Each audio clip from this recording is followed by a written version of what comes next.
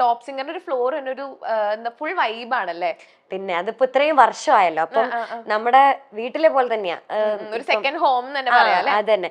എന്നെ സംബന്ധിച്ച് first home എന്ന് പറയാം. കാരണം ഞാൻ വീട്ടിൽ നിൽക്കുന്ന കഴിഞ്ഞും കൂടുതൽ അവിടെ ഉണ്ടാവാറ്. കാരണം ഇത് എന്നും ഡെയിലി ഷോ ആയതുകൊണ്ട് എന്നും നമ്മൾ അവിടെയാണല്ലോ. അപ്പൊ പിന്നെ നമ്മുടെ ജഡ്ജസ് ആണെങ്കിലും കുട്ടികളാണെങ്കിലും എല്ലാരും ഒന്നിച്ച് ശരിക്കും വീട് പോലെ തന്നെയാണ്. MG സാർ ആണെങ്കിൽ നിങ്ങൾക്ക് വിഷുവിനാണെങ്കിൽ കൈനീട്ടം അങ്ങനെയൊക്കെ തരുന്നു. തരും. അതൊക്കെ തന്നില്ല, ഞങ്ങൾ ചോദിച്ചു ആകും. അതെ, അതിപ്പോ MG അങ്കിളായാലും ആന്റി ആയാലും അവിടെയുള്ള ബാക്കി എല്ലാ ആൾക്കാരും, അവിടെ ഈ പറഞ്ഞ പോലെ ബാക്കി ആരും എന്റെ അത്ര പ്രശ്നമുള്ള ആൾക്കാരില്ല. അതുകൊണ്ട് ഞാൻ ചോദിച്ചു വാങ്ങും, ഈ പറയുന്ന പോലെ ഡ്രസ്സ് എടുത്ത് തരാൻ, ബർത്ത്ഡേക്ക് ഗിഫ്റ്റ് വാങ്ങിച്ചു തരാൻ, ഇതൊക്കെ ഞാൻ ചോദിച്ചു വാങ്ങും. എനിക്ക് തോന്നുന്നു മീനൂട്ടിക്കാണെങ്കിൽ കൂടുതൽ ഗിഫ്റ്റ് ഒക്കെ കിട്ടാൻ ഭയങ്കര ഇഷ്ടം.